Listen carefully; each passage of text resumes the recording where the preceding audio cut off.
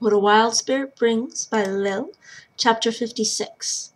Lil moved boldly up to the tall splinters jutting from the earth. She did not try to hide. She did not move hastily or slowly. She walked, knowing that these were people who only respected power, that they would care nothing about honor and might cut her down.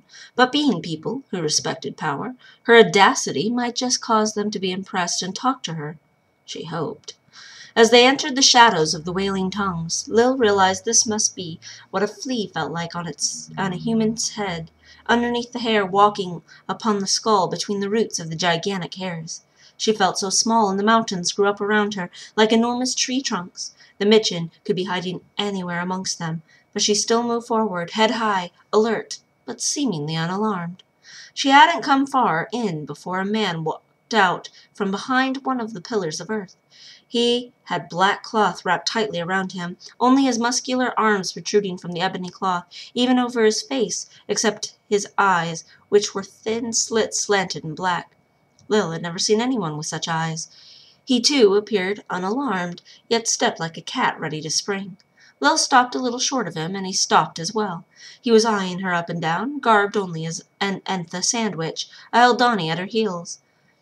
Lil doubted he was alone. The rest of his kind were probably watching to see what would happen from the shadows. What kind of a girl is so important that a Haldani bitch trails along behind her like a dog? Who are you to have an Ongar for guardians and walk about like an Entha when you look more like a Softlander? We saw how they all risked their lives for you as you slept, unconcerned by our attack. What makes you so powerful that they will serve you? What causes you to find us so beneath you that our attacks do not even make you stir in your sleep? Lil wanted to laugh. This man thought she had slept through their attacks because it wasn't worth waking up for? Mitchin were crazy, but then he thought she was powerful. They valued power above all else. To be valuable enough for everyone to protect her, of course they would assume she had power. She answered him directly, since he had asked directly. I am Lil, Master Wise One, third seed of the Tri, second in line to the throne of Andrus, ally of the Ongar and Haldani. And you, who are you and why are you here? He absorbed her answer and then said, Kinch. I am Kinch, light chemist supreme in the house hutch of Wai Chan. We are here because the ocean swept us here, dashing our ship upon the rocks. He said we, so she was right that he was not alone. They were shipwrecked. Lil guessed that explained why they were so far from home. She had no idea what a light chemist supreme meant, but assumed Wai Chan was a city. If you could leave, would you, Kinch? He seemed stunned by the question a moment, and then frustrated with himself for having been caught off guard by her.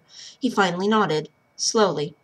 There are great beasts here, much different than in Mitchin. We have fended them off with our wielding, but it is not a place we wish to remain in. Even if we have met worthy adversaries in these mountains, we would go home. If we had another ship, then I shall make you one. He was again shocked. Lil had stated it flatly, and he was apparently more impressed by her confidence than her ability to create ships.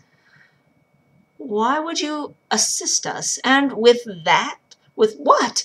There is little timber in these mountains, or swamps to the south. Because you are agitating the natural wildlife here with your wielding. I came here to stop it, and I have no need of wood. I did not say I would build you a ship. I said I would make one. He was no longer trying to mask his confusion. Lil didn't care.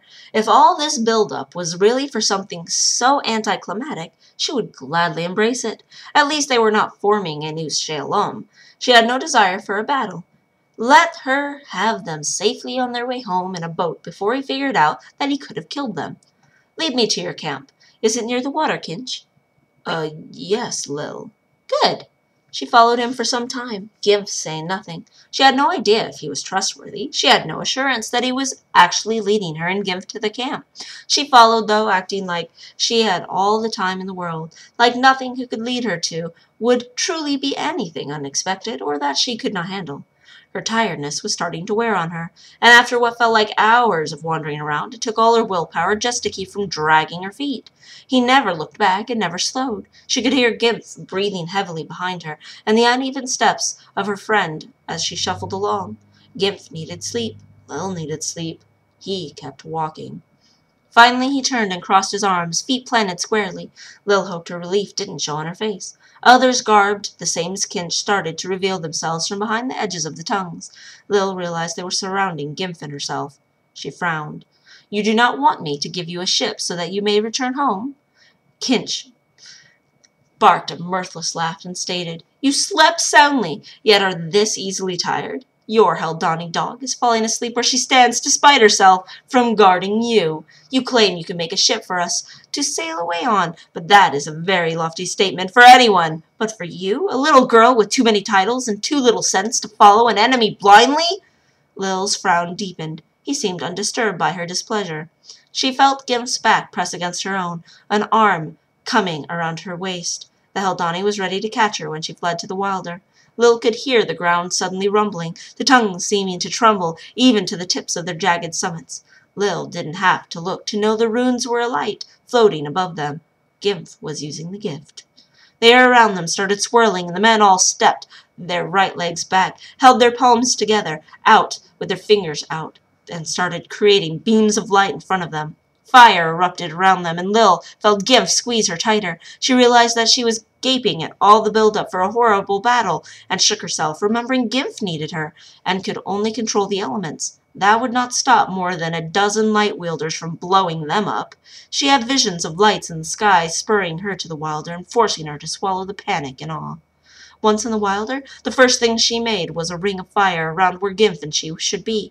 Then she made a circle of hot oil just outside that, and a circle of ice shards after that, and then, for good measure, a circle of hot coals after that. Let them run through that mess. She woke herself up, and the instant slam of her weariness almost hobbled her, but she could hear shouts, and opened her eyes to find chaos. Lil was on the ground, Gimph standing over her, protecting her, warding off ray after ray of searing hot light, sweat matting her hair and beating on her face. The Haldani was framed on all four by all four of her runes, blue, red, green, and yellow, alight and around her head and shoulders like an aura. Gimph's expression was of absolute concentration, and her eyes darted about, catching each attack from the Mitchin just as it was about to land home on the helpless body she was guarding.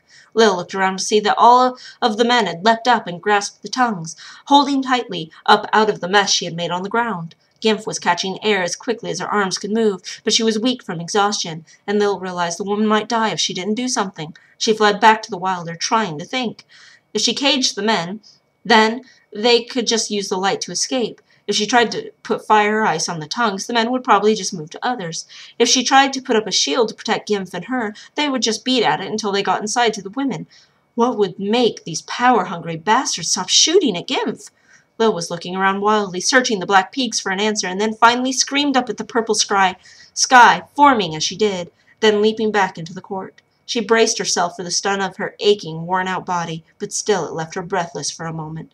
She was laying with her eyes still closed, fighting the allure of sleep, when she realized it was silent. She gradually sat up and found Gimph was not over her. Panic struck instantly, and she cast her eyes around desperately, quickly finding the Haldani sprawled nearby, a gash on her head, unconscious. Lil scrambled to her on hands and knees, wiping dirt from Gimph's cheek and trying not to cry.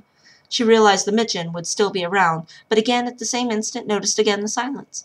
There was only the whistle of the wind maneuvering through the tongues gently. She looked around slowly, expecting to find herself surrounded by men in black, and instead saw they were all staring up. She followed their gaze and almost laughed. There, above them, stuck in the tips of the tongues, was a giant ship. It was massive, and Lil had dropped it, hoping it would at least scare the Mitchin off, but it had gotten stuck on the rugged spires, casting a huge shadow over them. All the men were still, clustered together, eyes upward. As long as they had stopped attacking, she didn't care. She returned to the wilder, knowing that this time she might be overcome by her weariness, and yet knowing she couldn't be. Gimph needed her.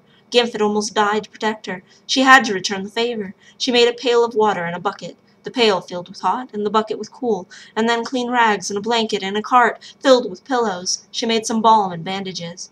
Lil returned, the pain of tiredness stabbing. Her consciousness was being drawn toward the darkness of sleep. Some tiny part of her called inside the black of her mind that she needed to stay awake, but the rest of her brain could not remember why. All she could think was how blissfully sweet sleep was.